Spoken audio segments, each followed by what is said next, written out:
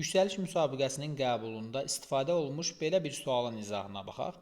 Bizə verib ki, 4-cü yüksəliş müsabiqəsinə müraciət edənlərin ali təhsil müəssisələrinə qəbul imtahanında topladıqları balları göstərən qruplaşmalar üzrə saylar göstərilib cədvəldə.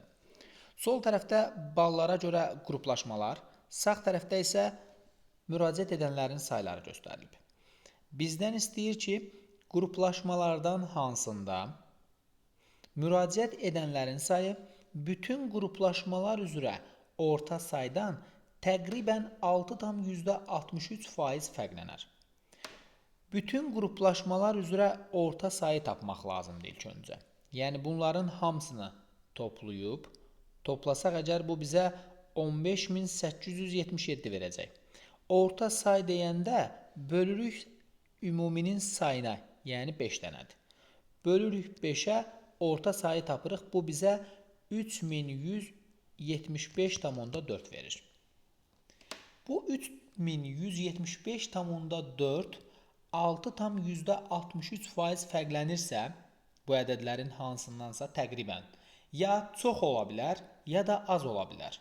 Bu ədədlərdən hansısa biri, tutaq ki, x 100% götürsək, bu gördüyümüz 3175,4 6,63% çox da ola bilər, az da ola bilər.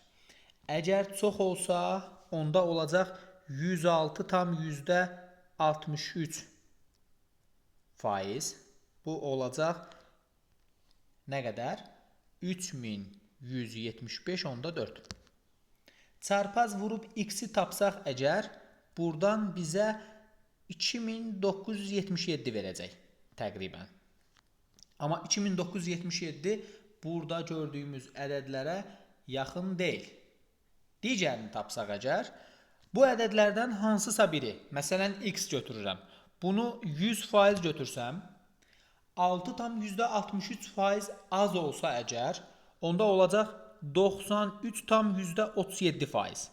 Həmin bu gördüyümüz 3175,4 93,37% olsa, hansı ədəd 100% olar? Buradan çarpaz vurub x-i tapsaq, bizə təqribən 3400 verəcək. Bu gördüyümüz ədədlərdən 3400 daha yaxındır buradakı ədədlərə. Hansına daha yaxındır? Ən yaxın olduğu 3386-dır.